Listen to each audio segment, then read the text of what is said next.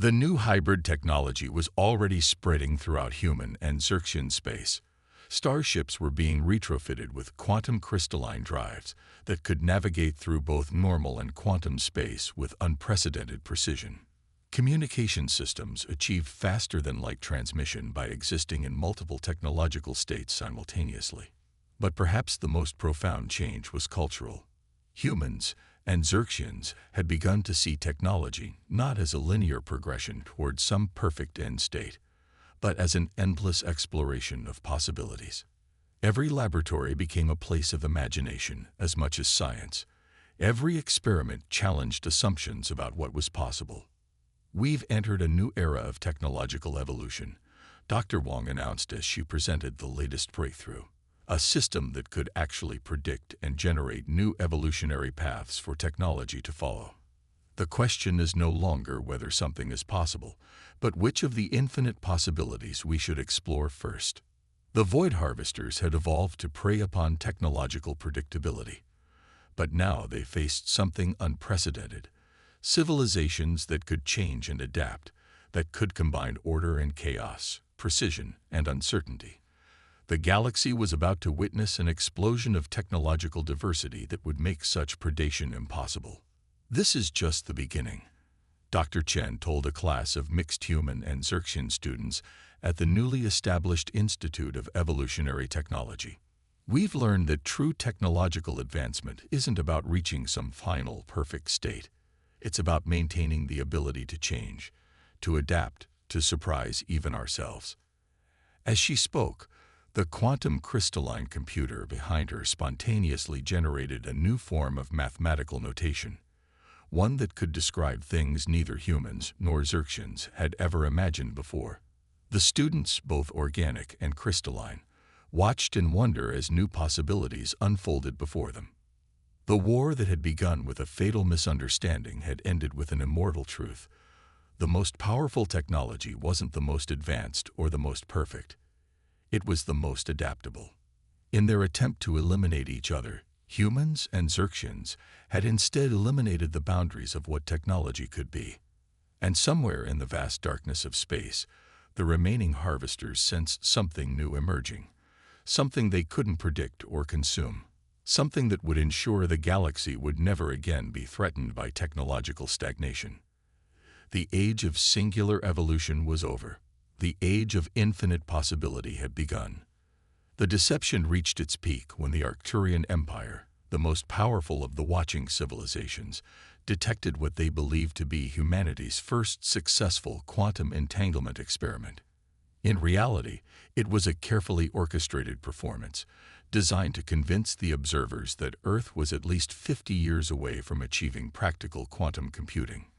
Dr. Chen stood in the control room of the Atacama facility, watching real-time translations of alien communications flash across her screens. The observers were sharing their analysis, each believing they were the only ones with this intelligence. She allowed herself a small smile as she read their conclusions. Humanity was developing precisely on schedule, following exactly the technological progression path that advanced civilizations would expect of a young species. But in the vast chambers beneath her feet, the largest quantum computer ever created was completing its final calibration sequences. Operation Mirror was about to enter its second phase, and humanity's watchers were about to learn a harsh lesson about the dangers of underestimating their subjects. As the facility's lights dimmed for the night shift, Dr. Chen sent a single encrypted message to facilities around the globe. "Mirror Phase 2 is go. Let the real deception begin." The aliens thought they were watching humanity's first steps into a larger universe. In reality, they were watching an elaborate play, performed by actors who had already mastered the cosmic stage. The war for Earth's future would not be fought with weapons or ships, but with shadows and whispers and carefully crafted lies. And humanity, against all odds, was winning.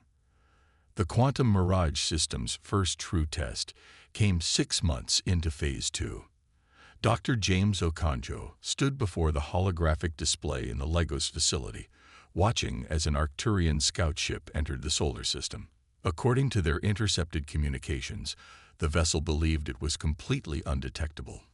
In reality, every photon it emitted was being analyzed, categorized, and fed into humanity's growing database of alien technologies. "They're scanning the Mars colony," reported Lieutenant Maria Santos, her fingers dancing across the quantum interface. The Mars colony was perhaps humanity's greatest deception, a sprawling network of seemingly primitive habitats that appeared to house 300 colonists struggling to survive in the harsh Martian environment.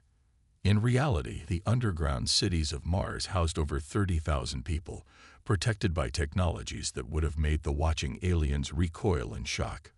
The Arcturian ship's scans passed through carefully constructed layers of holographic data, each designed to reinforce the narrative humanity had crafted. They would see environmental systems operating at barely sustainable levels, power generators running on inefficient solar arrays, and colonists conducting basic scientific experiments that the aliens would consider childishly simple. "They're transmitting their analysis back to their fleet."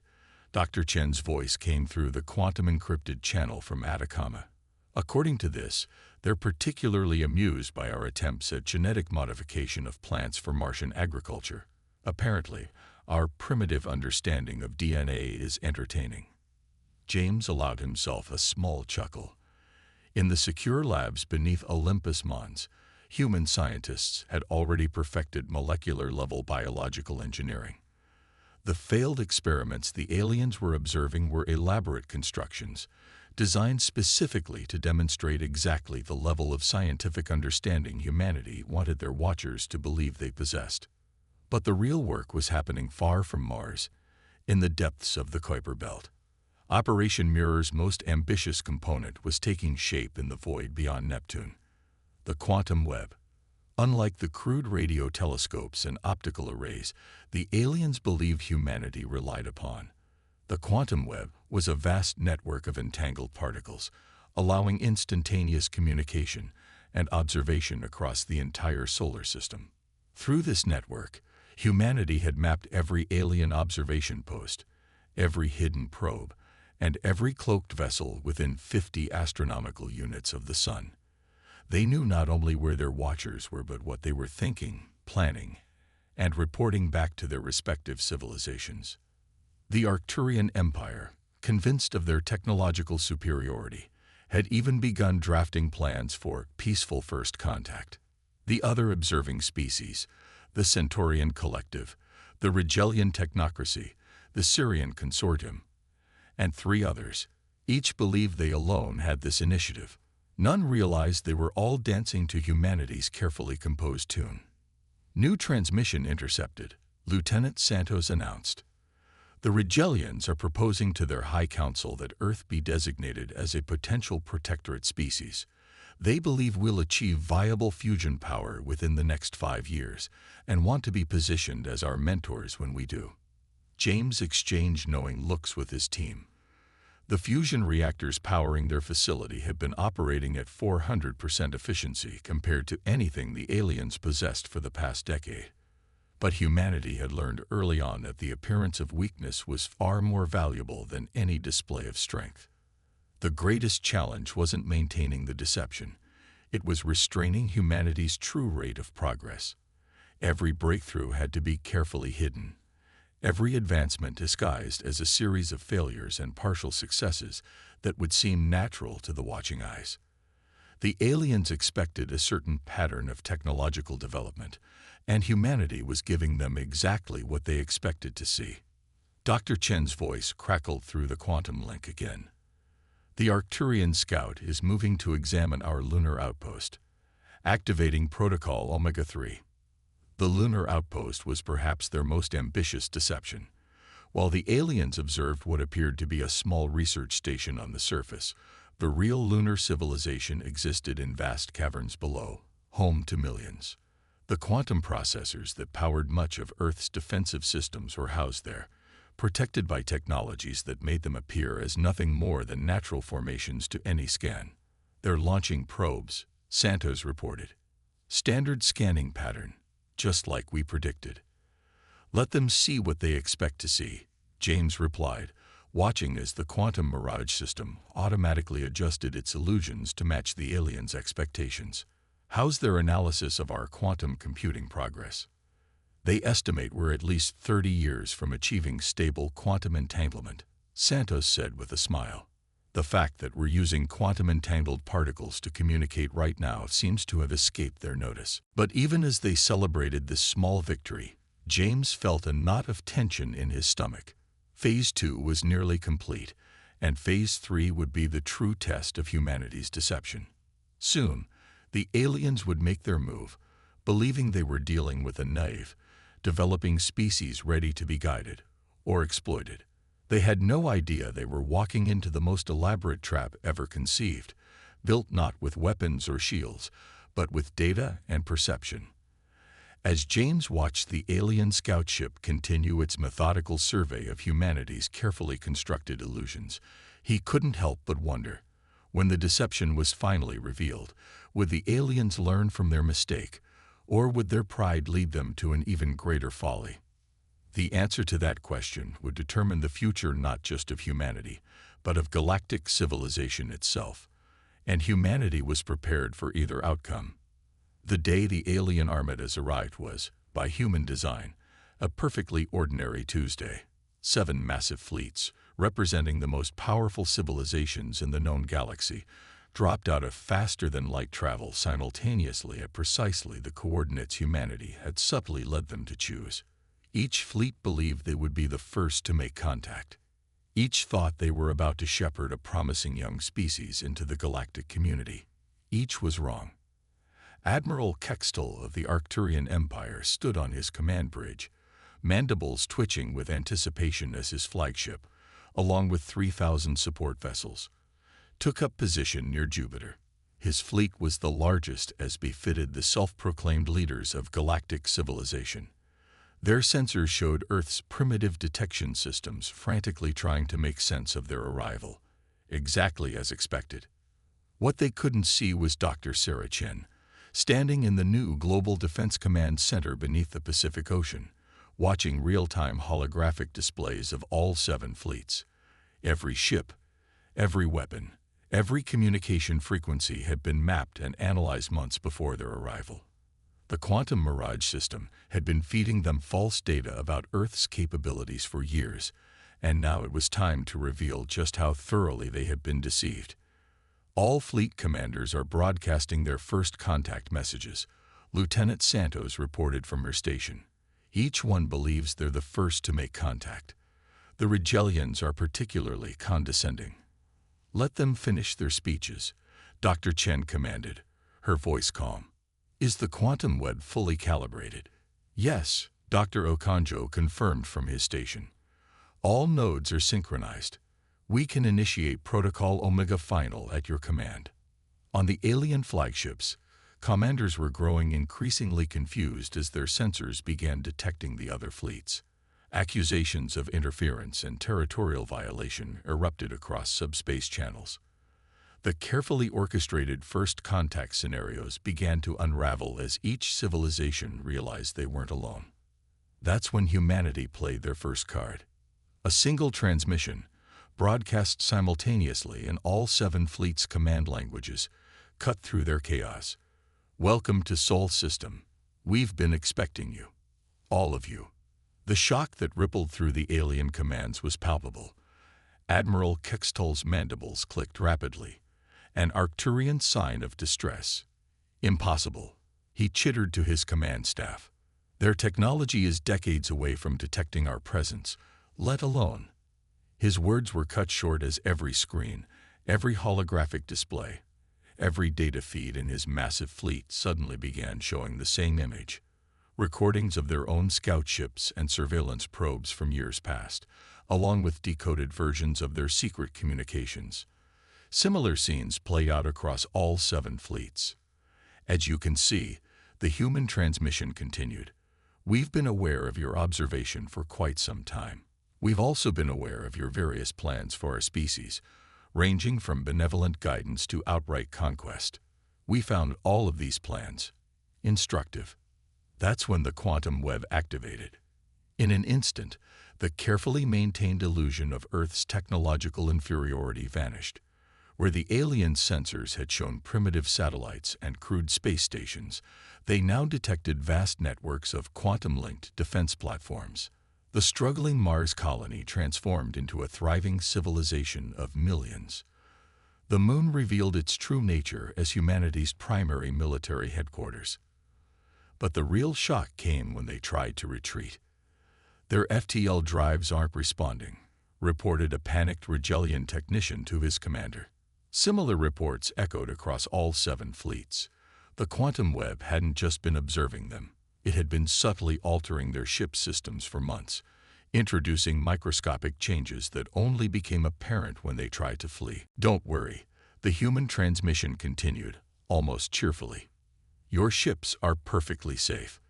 We simply felt it would be better if we had this conversation face to face, without any premature departures." In the Global Defense Command Center, Dr. Chen allowed herself a small smile as she watched the alien commanders process their situation. "Deploy the diplomatic vessels," she ordered. From Earth's orbit, a fleet of sleek ships emerged, vessels whose design incorporated technologies that made the alien flagships look primitive by comparison. Each ship was crewed by human diplomats, scientists, and military officers who had spent years studying their respective alien cultures. "You have 2 options," the transmission continued. "Option 1. We can spend the next several hours explaining exactly how we achieved this level of technological advancement while keeping you convinced of our primitiveness, followed by negotiations for peaceful cooperation between equals. Option 2. You can do something regrettably aggressive, and we can demonstrate why that would be a poor choice." The silence that followed was deafening. Admiral Kextal, supreme commander of the most powerful fleet in the Arcturian Empire, found himself doing something he had never done in his 300-year career. He laughed. It was a clicking, chittering sound that shocked his bridge crew into silence. "Well played," he transmitted on all frequencies. "I vote for option 1. One by one, the other fleet commanders agreed. As the human diplomatic vessels docked with each flagship, Dr. Chen finally allowed herself to relax slightly. Phase 3 was complete. Now came the hard part: convincing 7 of the most powerful civilizations in the galaxy to accept a complete rewriting of the status quo. But as she watched the first diplomatic teams begin their carefully prepared presentations, she knew humanity had already won the most important victory. They had proven that true power lies not in the strength of your weapons, but in the ability to shape how others perceive reality itself. The universe would never be the same, and humanity was just getting started. The negotiations that followed humanity's revelation weren't held on Earth or on any of the alien flagships. Instead, all parties convened in humanity's true masterpiece, the Nexus, a massive space station hidden in the dimensional fold between normal space and hyperspace, a technological achievement that none of the alien civilizations had even theorized possible. As representatives from all 7 civilizations were escorted through the station's crystalline corridors by their human hosts, their neural interfaces constantly updated them with readings that defied their understanding. The station existed simultaneously in multiple dimensions, held together by technologies that made their most advanced science look like children's toys. Dr. Elena Rossi, Earth's chief xenodiplomat, stood before the gathered alien delegation in the Nexus's Grand Assembly Chamber. The room itself was a testament to human ingenuity. Its walls shifted and flowed like liquid mercury, automatically adjusting its acoustic and gravitational properties to accommodate the diverse physiological needs of each species present. "Let's begin with the truth," she said, her words automatically translated by the quantum field surrounding them. "Everything you thought you knew about humanity was carefully constructed fiction. The primitive fusion reactors you observed, a cover for our zero-point energy networks, the struggling Mars colony, a facade hiding cities that house millions. But most importantly, the competition you thought existed between your civilizations. We orchestrated that too." The admission sent shockwaves through the assembled delegates. Admiral Kextol's mandibles clicked rapidly as he processed this information. Impossible, he chittered. The rivalries between our species predate your discovery by millennia. Dr. Rossi smiled. The rivalries, yes, but the specific patterns of miscommunication and misunderstanding that kept you from discovering each other's observation of Earth. That was us. We didn't create your conflicts. We simply managed them. The Syrian Consortium's representative, a being of pure energy contained within a crystalline matrix, pulsed with agitation. Why? What purpose did this deception serve? Because we needed to understand who you really were, Dr. Chen answered, stepping forward. Not who you pretended to be in formal diplomatic exchanges, but how you acted when you thought no one was watching, when you believed you were dealing with a primitive species incapable of defending itself. The revelation hit hard. Each civilization had approached Earth with different intentions, some benevolent, others less so, but all had operated under the assumption of technological superiority. Now they were forced to confront not only humanity's advanced capabilities, but also the uncomfortable truth about their own behaviors. Your civilizations have been locked in a cycle of competition and conflict for thousands of years, Dr. Rossi continued. Each new species you encounter becomes either a vassal or a rival. We decided to break that cycle. As if on cue, the chamber's walls transformed into a vast holographic display, showing the true extent of human civilization. Hidden colonies in other star systems, quantum networks spanning light years, and technologies that bordered on the miraculous. But how? The Regelian representative demanded. Even with advanced technology, the sheer scale of this deception. Because we understood something fundamental about advanced civilizations, Dr. Okonjo explained, joining his colleagues. You see patterns where you expect to see them. You find evidence that confirms your existing beliefs. We didn't have to be perfect in our deception. We just had to be consistent with your expectations. The truth was devastating in its simplicity. Humanity hadn't just fooled their observers. They had used their observers' own biases and assumptions against them. Every scan, every analysis, every conclusion had been quietly guided by human manipulation of data and perception. And now, Dr. Rossi continued, we offer you a choice. We can continue the old way. Competition, conflict, the endless cycle of dominance and submission. Or we can try something new.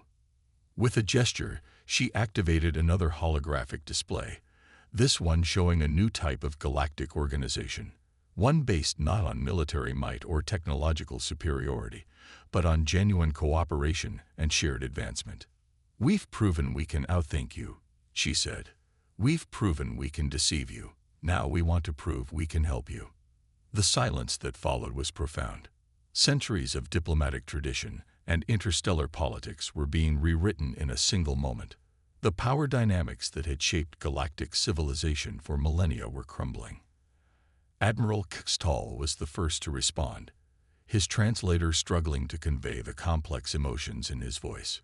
You realize, he said, that some will see this as the greatest humiliation our civilizations have ever suffered. Perhaps, Dr. Rossi agreed. Or they might see it as the greatest opportunity.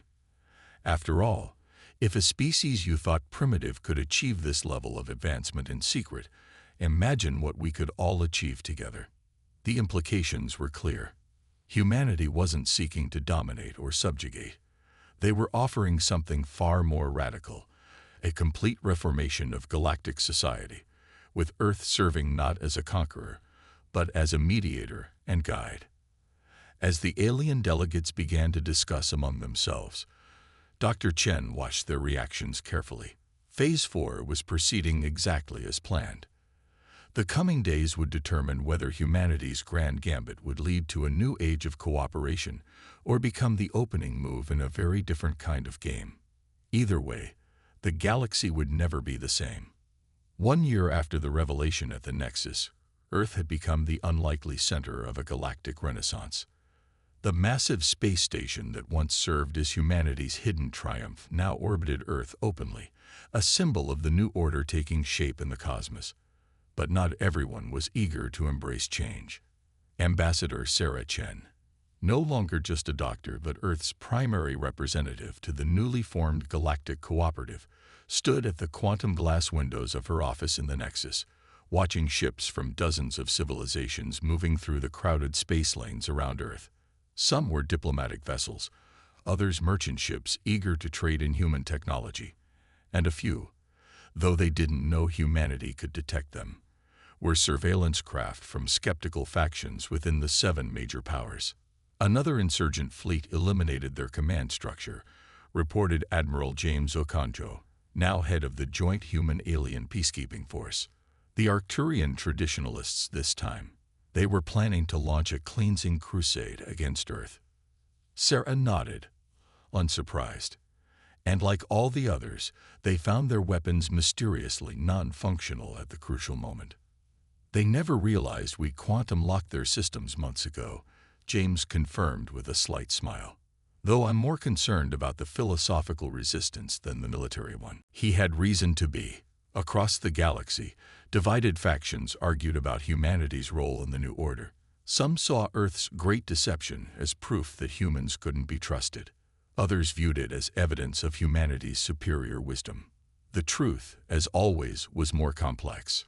"Show me the Helios project," Sarah commanded, and the quantum blast transformed into a vast display of humanity's most ambitious undertaking yet. The Helios network was a galaxy-wide extension of the quantum web, but with a crucial difference: it was being built openly, with the cooperation of all member species. The network would allow instantaneous communication and transport across thousands of light years, linking civilizations that had been isolated for millennia. "The Syrians have finally agreed to join," James reported. "Their energy-based technology integrates perfectly with the quantum matrices. Even the skeptics in their consortium couldn't deny the benefits." Sarah watched as another section of the network lit up on the display, representing hundreds of star systems joining the growing web of cooperation. And the Rigelian archives. Opening them was a masterstroke, James admitted. When we proved that half their classified military technology had been independently developed by 3 other species, it broke their technological superiority complex. They're now leading the push for open scientific exchange. But the greatest changes were cultural. The revelation that a supposedly primitive species had orchestrated the greatest deception in galactic history had forced every civilization to re-examine their assumptions about progress, power, and potential. The latest report from the diplomatic corps just came in, a new voice announced. Elena Rossi materialized in the office through quantum projection, her image perfect down to the smallest detail. The Centaurian Collective has officially abolished their caste system. Apparently, our example proved that artificial hierarchies limit creative potential. Sarah allowed herself a moment of satisfaction. This had been the true goal all along, not just to protect Earth or demonstrate human ingenuity, but to break the stagnant patterns that had trapped galactic civilization in cycles of competition and conflict. "What about the Deep Space Initiative?" she asked. The quantum display shifted to show the edges of known space, where joint human-alien expeditions were pushing into the unknown. Humanity's approach to exploration, based on curiosity and cooperation rather than conquest, had revolutionized how species thought about expansion. "The first joint colony ships launch next month," Elena reported. "Crews made up of all 8 species, using combined technology. It's unprecedented, and exactly what we planned for," Sarah reminded them. "Though I doubt anyone would believe just how long we've been planning this." The truth, known only to a select few, was that humanity's grand deception had never been solely about self-preservation. From the moment they detected the first alien observers, Earth's leaders had recognized an opportunity to reshape galactic civilization itself. "The Quantum Concordat is ready for ratification," Elena added. "All major powers have agreed to the final terms. Universal technology sharing, joint governance, guaranteed sovereignty for developing species, and mandatory diplomatic resolution of conflicts." With Earth as the guarantor, James noted, Still can't believe they agreed to that. They agreed because we proved we could outsmart them without resorting to violence. Sarah corrected. We showed them a better way, not by preaching, but by example. As if to emphasize her point, a new ship emerged from quantum space near the Nexus. The first vessel built jointly by all 8 species, incorporating the best of each civilization's technology. Its name, displayed in all their languages, translated roughly to Unity. And all it took was completely appending every power structure in the known galaxy, Elena said with a slight smile. No, Sarah corrected, turning from the window to face her colleagues. All it took was showing them that it was possible. Humanity's greatest weapon was never our technology or our deception. It was our ability to imagine a better way. Outside the Nexus, ships continued their endless dance through space. But now they moved in harmony rather than competition, their crews working together to explore and understand the universe. The great game of galactic politics had been transformed into something entirely new. And humanity, the species that had orchestrated the greatest deception in history, now worked openly to build something even greater, a future where intelligence and cooperation trumped power and dominance, where diversity was strength, and where the combined potential of multiple species could reach heights none could achieve alone. The stars had never seemed brighter.